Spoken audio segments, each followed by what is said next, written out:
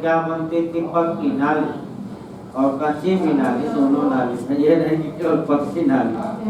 जिस दूसरा देखिए इसमें लघु सिंचाई परियोजनाओं का निर्माण, मरम्मत और अनुरक्षण सिंचाई के उद्देश्य से जलपूर्ति का विनियमन। यानी कि इसका मतलब ये हुआ कि जो लघु परियोजनाएं हैं सिंचाई की, उनकी देख रेख की जाए और ये प्रयास करे ग्राम पंचायत कि पानी नाली में अबाध रूप से क्या हो जाए। ये किसका कार्य है? ग्राम पंचायत। इतना कार्य करने लगेगी तो शहर से ज्यादा कौन विकास कर जाएगा? बस ये नाम के कार्य है, होता कम है। यानी कि सही बात है, जितने कार्य हम बता रहे हैं, अगर इसीलिए प्रधान जो सक्रिय रहता है बहुत पैसा कमा लेता है। नाली टूट गई तो 100 रुपया नाली में लगना है तो 5000 पास करा लीजिए। भाई नहर टूट गई तो उसमें पास करा लीजिए। भाई सब कार्य किसके हैं? ग्राम पंचायत के। अगला कार्य देखिए, अभी समाप्त नहीं हुआ कार्य। पशुपालन, दुग्ध उद्योग और कुक्कुट पालन। देखिए, पालतू जानवरों, कुक्कुटों और अन्य पशुधनों की नस्लों का सुधार करना भी ग्राम पंचायत का कार्य है। भाई पालतू जानवर तो कोई भाई समझ रहे ना, सभी लोग गाय भैंस इत्यादि, ये तो समझ रहे ना। दूसरा कुक्कुट पालन। तो कुक्कुट पालन मैंने कौन सा पालन? कुक्कुटों को। हाँ याद आ गया ना, कुक्कुट पालन मैंने क्या देखिए है कि पहला है रोग और लूट मची है खाने वालों। यानी कि लोग भले बर्ड फ्लू फैला हो, लेकिन खाने वाले टूट पड़े हैं। 140 का माल कितने में? 70 में। देखिए दुकानों पर शाम को तो एकदम भाई 70 में ले जाइए, क्योंकि तब सरकार का आदेश आ जाए कि पूरे को मार कर और दबोच दिया जाए। सरकार का आदेश आ जाएगा कि पूरे मुर्गियों को मारा जाए और क्या किया जाए? गड्ढे में डाल। तो कुक्कुट पालन का विकास करेगा ग्राम पंचायत, मुख्य कार्य प्रधान जी का है। और पशुधन की नस्लों का सुधार करना, यानी कि आपका पशुधन की नस्लों का सुधार का मतलब ये हुआ कि ऐसी गाय रखना, ऐसी बकरी तैयार करना, ऐसी भैंस तैयार करना जो दूध कम देगी ज्यादा। चलिए आपको बता देंगे। अगला देखिए भाई, आपका बहुत कार्य अच्छे हैं, लेकिन वो तब तो देखिए अगला देखिए दुग्ध उद्योग, कुक्कुट पालन और सुअर पालन इत्यादि को प्रोन्नत करना। यानी कि सुअर का नाम लिया गया और सुअर आदि। देखिए आपका दुग्ध उद्योग, यानी कि आपका मिल्क, यानी कि भाई मिल्क पिएगा बबुआ और बच्चा तभी तो आगे बढ़ेगा। यानी कि तभी तो देश का विकास होगा, मजबूत होगा, और तभी तो आपका कह सकते हैं कि शरीर में ताकत आएगी। तो दूध उद्योग की प्रोन्नत करना, यानी कि गांव में दूध ज्यादा हो ताकि दूध लोग बेचें, तो गांव का क्या हो? विकास। ये किसका कार्य है? ग्राम पंचायत। अगला देखिए कुक्कुट पालन। तो मुर्गा मुर्गी पालिए और ताकि अंडा बेचा जाए, तो गांव का क्या हो? विकास। और उसके बाद सुअर पालन करिए तो सुअर का मांस बेचा जाता है और उससे भी पैसा कमाया जाता है। विदेशों में तो बहुत हजारों सुअर फार्म हाउस में पाले जाते हैं, वहाँ अच्छा माना जाता है, यहाँ पूरा। फिर मैं बता दूं भाई,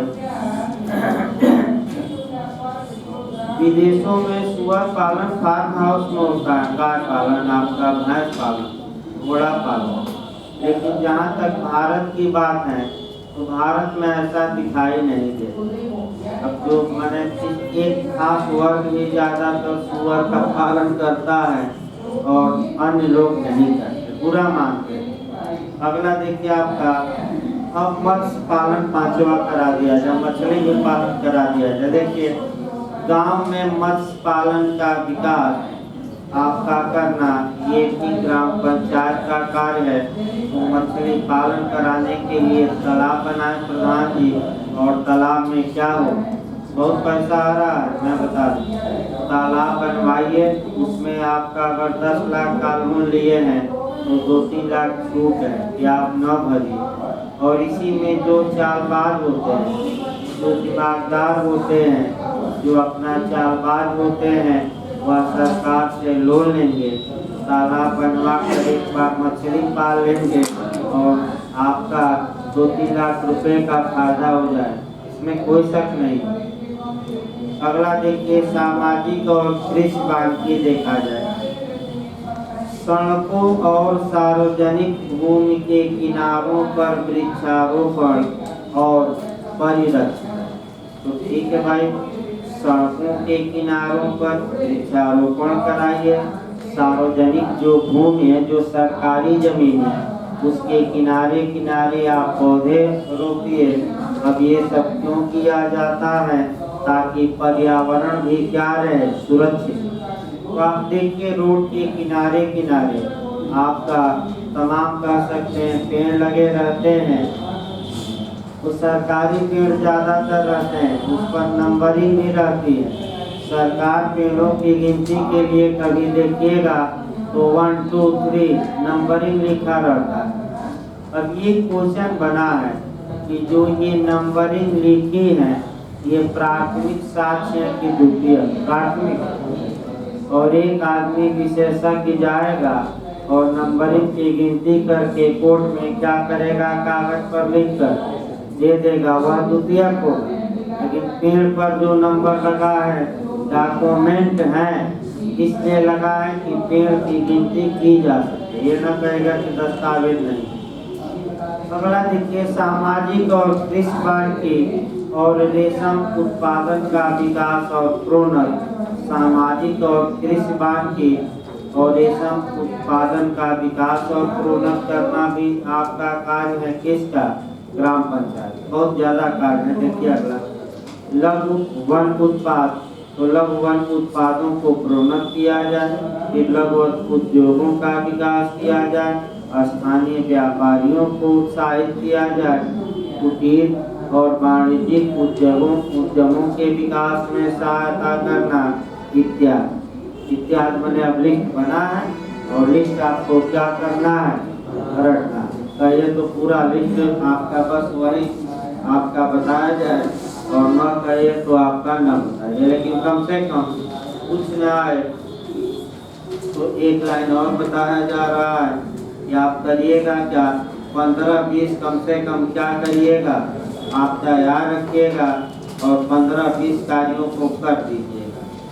यानी कि कर दीजिएगा का मतलब ये हुआ कि 15-20 कार्य लिख दीजिएगा। आप तो अपने मन से लिख रहे थे ना, खड़ंजा बिछवाना, नाली सही कराना, आपका कर सकते हैं, विद्युत व्यवस्था सही कराना, साफ सफाई कराना, सार्वजनिक वितरण प्रणाली सही काम करे, ये देखना। पंजीरी बटे पंजीरी बटे, कहाँ बटे पंजीरी? आंगनबाड़ी में 52,000 पद आया है, जिसको भर 56,000। देखिए भाई, तो 56,000 4,000 बढ़ा दिए, तो 56,000 पद आया है। और जिसको पंजीरी बांटना हो, आपका फार्म भरते भाई, वैसे तमाम लोग भर रहे हैं। 56,000 पद आया पंजीरी बांटने वाला। आइए अगला देखा जाए भाई, आपका अगली संस्था भी निपटा दिया जाए, फिर बैठ हो जाए। अगली संस्था आपकी है भूमि प्रबंधन समिति। इसके बारे में भी थोड़ा हो जाए, फिर बैठ हम होंगे धारा 12 के बाद, क्योंकि पहले 3 संस्थाएं बताना है। अब आया, इसको कहते हैं आपका भूमि प्रबंधन समिति, यानी कि भूमि प्रबंधन समिति या लैंड मैनेजमेंट कमेटी। धारा 28A निकाल लीजिए। तो पहले 3 संस्थाएं हो जाए तब आपका बताया। भूमि प्रबंधन समिति, देश में आपका भाई थोड़ा सतर्क रहना है।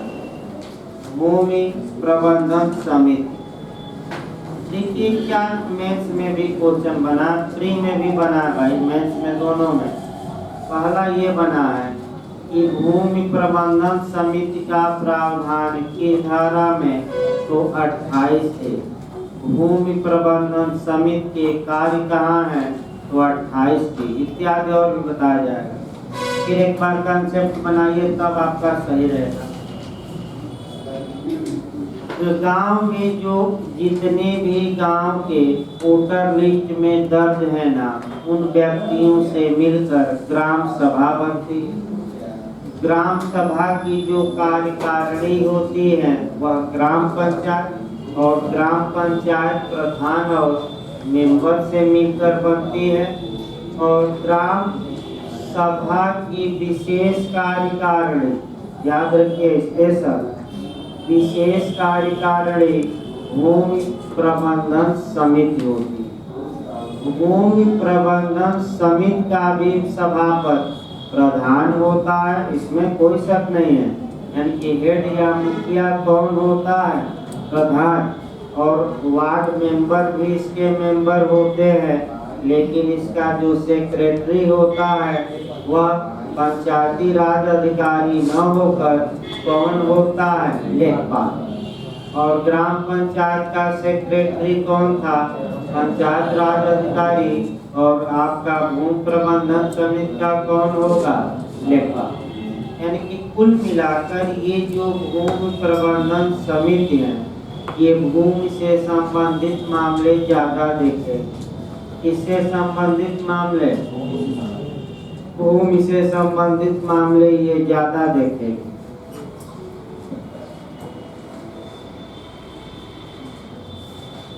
हेलो, अभी हम फोन करते हैं आधार के बाद।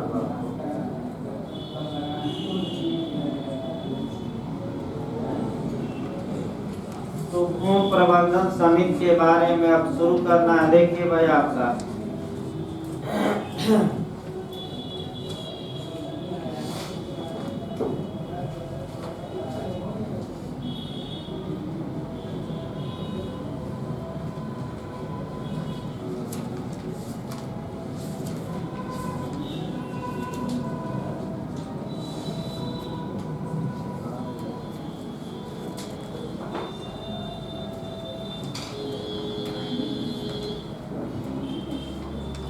देखिए, जब भी शुरू करिए आप परिभाषा से शुरू करना है भाई, तब 28 से आना है। 28 भूमि प्रबंधन समिति की परिभाषा धारा 2(x) में दी गई है। यहाँ से उठाना आपको क्वेश्चन मेंस में लिखते समय भी कहाँ से उठाइएगा, 2(x) से। मैं फिर बता दूं, 2(x) निकाल लीजिए, एक बार पढ़ दिया जाए।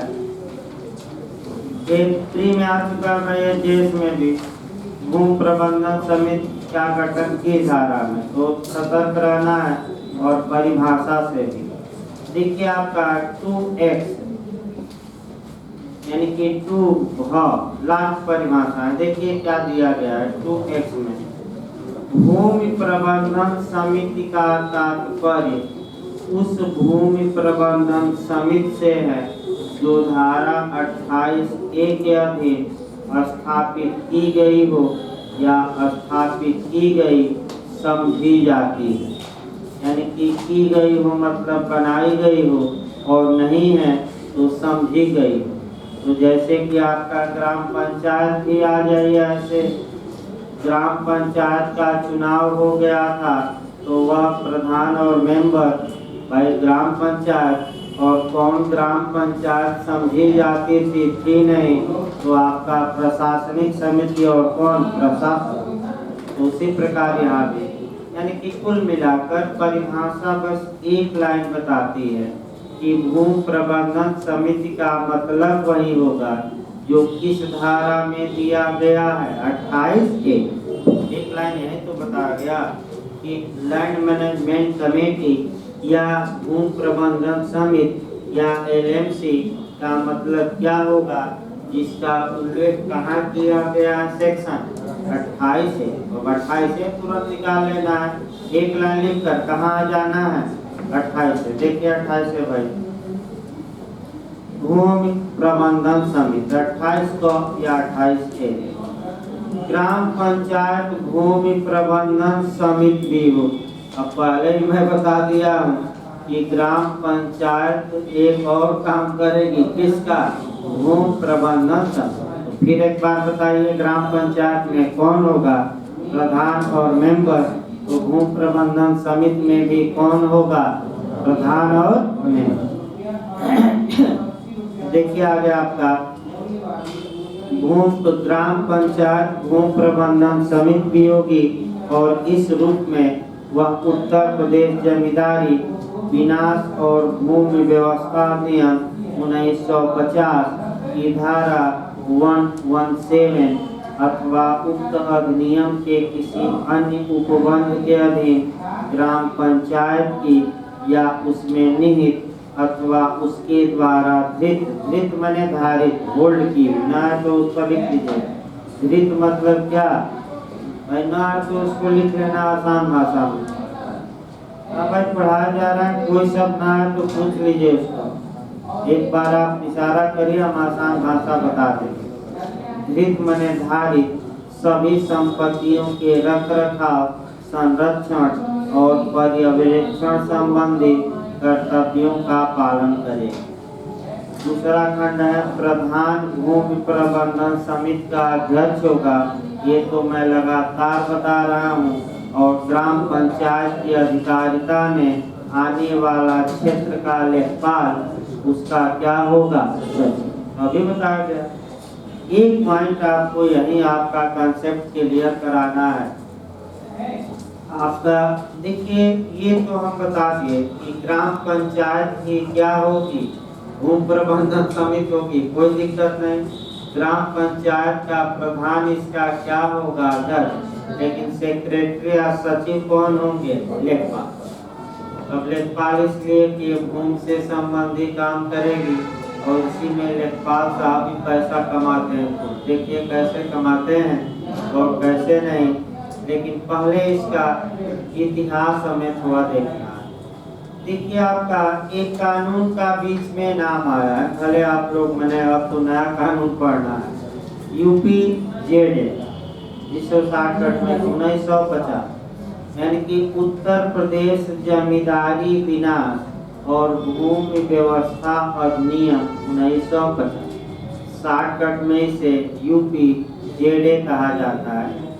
अब ये कानून समाप्त हो गया है और इस कानून की जगह पर उत्तर प्रदेश विधानसभा ने एक नया कानून बनाया है जिसका नाम है उत्तर प्रदेश रेवेन्यू कोड 2006, यानी कि उत्तर प्रदेश भू राजस्व संहिता 2006, जो लागू भी हो गया है। अब लागू हो गया है। यूपी जे में आपका पिछली बार लैंड लाही था, पुराना कानून था। इस बार पूरा चांस है कि बदल जाएगा सिलेबस, यानी कि यूपी जेडे की जगह इस कानून की जगह कौन आ जाएगा? तो आपका वैकेंसी आ जाए और देख लिया जाए कि बदला है कि नहीं कानून, तब उसको लगाया जाएगा। इसलिए इसके पहले आपका 3-4 कानून है छोटे छोटे, वो क्या किया जाए? निपटा दिया जाए भाई। आपका ग्राम पंचायत है, इसके बाद आपका नगर पालिका, चकबंदी और किराया नियंत्रण, 4 हैं। और इसके बाद भू राजस्व आता है कि कौन, आपका देख लिया जाएगा, उस हिसाब से काम किया जाएगा। 20-25 दिन बाद, कोई जल्दीबाजी नहीं, तब तक ये सब क्या हो चलते रहे 3-4। देखिए आपका फिर एक बार कंसेप्ट बनाइए। आपका अंग्रेजों के जमाने में जाइए और वहाँ से कंसेप्ट बनाइए। देखिए जब अंग्रेज आए तो उन्होंने एक नई व्यवस्था शुरू की। नई व्यवस्था थी आपका जमींदारी प्रथा। जमींदारी प्रथा किसकी देन है? अंग्रेज। इन्होंने किया क्या कि आपका अंग्रेज जो थे, आपका लगान फिल्म भी देखे होंगे, लगान फिल्म पर ही कोरिलेट कर लीजिए।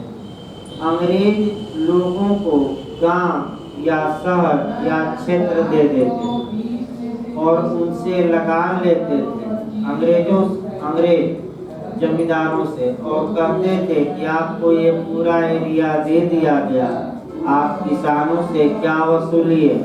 भू राजस्व। यानी किसानों से क्या वसूलिए? भू राजस्व। तो उनको बोली लगती थी और बड़े लोग अपना पूरा क्षेत्र क्या करते थे, खरीद लेते थे।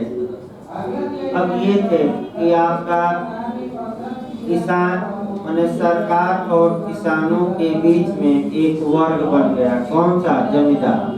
और ये धीरे धीरे ताकतवर होने लगे और इतने ताकतवर हो गए कि किसानों को सरकार के पास जाने ही नहीं देते थे।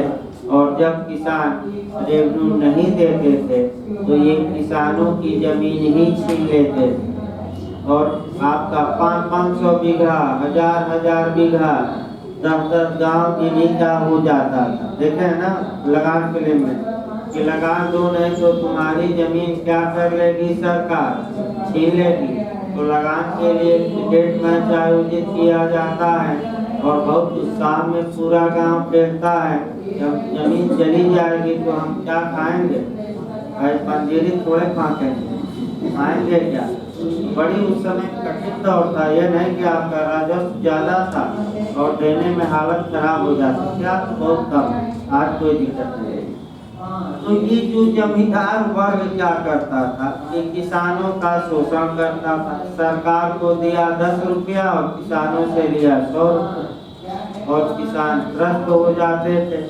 तो सरकार ने क्या काम किया कि जब भारत आजाद हुआ तो सरकार ने एक काम, उत्तर प्रदेश में हर एक राज्य, अब इतिहास समझ लीजिए तब आगे बढ़ा जाएगा। क्योंकि जो ये जमींदारों की जमीन थी उस ज्यादातर जमीनों को सरकार ने छीन ली। मैं बता दूं क्या किया, छीन ली।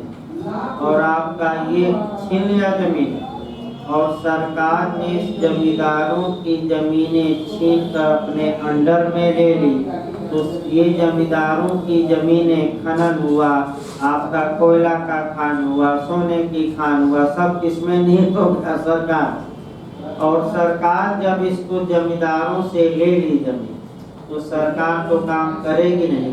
सरकार ने इसको ग्राम आपको भूमि प्रबंधन समिति को सौंप दिया। यानी कि जो भी बंजर जमीन, जो भी सरकारी जमीन, जो भी जमींदारों से छीनी गई जमीन थी, जो कुएं थे, तालाब थे, ये नहरें थी, ये जमींदारों से लेकर किसको दे दिया सरकार ने? भूमि प्रबंधन समिति को, यानी कि ग्राम सभा को। और ग्राम सभा का प्रधान हो गए और भूमि प्रबंधन समिति इन्हीं जमीनों की देख रेख करे, इनका संरक्षण करे, इनका माने पट्टा पहले करती थी, अब तो भाई सरकारी कर्मचारी भी हैं, पट्टा भी कर देती थी, इनकी देखभाल करती थी। यानी कि कुल मिलाकर जो जमीनें जमींदारों से छीनी गई वे जमीनें किसमें निहित कर दी गई? ग्राम पंचायत। और ग्राम पंचायत से किसको मिल गई शुद्ध रूप से? भूमि प्रबंधन समिति।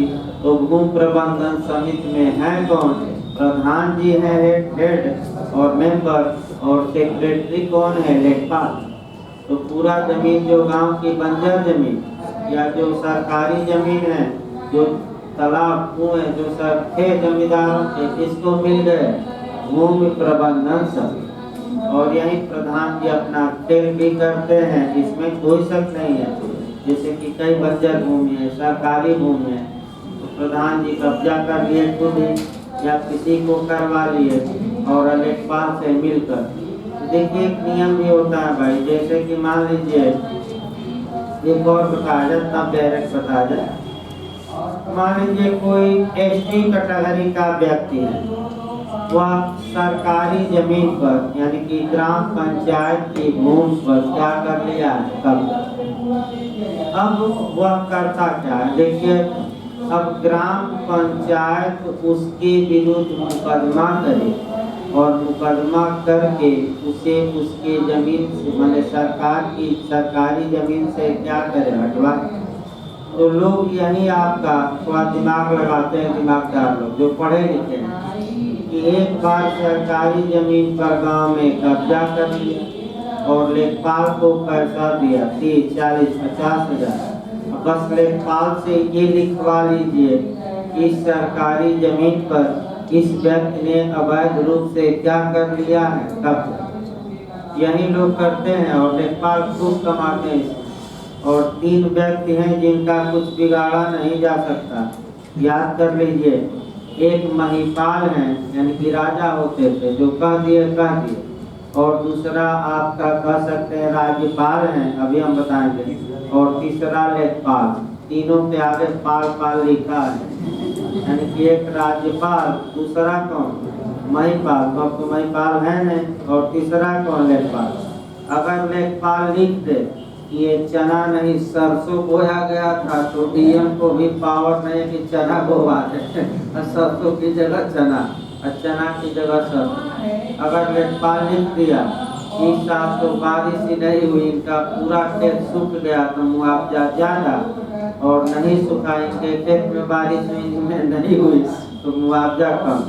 कभी काल सुने होंगे कि किसी किसान को 20,000 मुआवजा मिला तो किसी को 25 रुपये का चेक, सुने नए पेपर में निकलता है। तो आप तो अपना भी दिमाग लगाइए कि ऐसे कैसा हो गया। तो लेखपाल ने सब क्या किया, कारस्तानी की। और लेखपाल का ये आपका कारस्तानी है कि भाई दे दिया कि इनके खेत में पानी चला गया, सूखा हुआ ही, जबकि पूरा खेत क्या था। तो लेखपाल जी आते हैं तो पूरा गांव जुट जाता है और पूरा आओ भगत होती है, जैसे पीएम का भगत होता है। देखिएगा कभी लेखपाल जी आ गए भाई, बहुत महत्वपूर्ण पद है, ये नहीं कि ऐसे ही है। तो फिर एक बार देखिए, आपका 3 लोग हैं जिनका कोई कुछ बिगाड़ नहीं सकता। कौन कौन, लेखपाल और दूसरा महिपाल, और एक उदाहरण बता दिया जाए राज्यपाल। राज्यपाल का कोई जब तक पद पर राज्यपाल है उनका कुछ बिगाड़ नहीं सकता कोई। क्रिमिनल मुकदमा न तो दायर होगा, अब पहले से दायर है तो रुक जाए, चलेगा नहीं। एक उदाहरण लास्ट में तब कानून बताया। यही आपका मध्य प्रदेश का मामला था, और मध्य प्रदेश के राज्यपाल थे राम नरेश यादव जी, और वह आपका मेडिकल घोटाले में फंसे थे।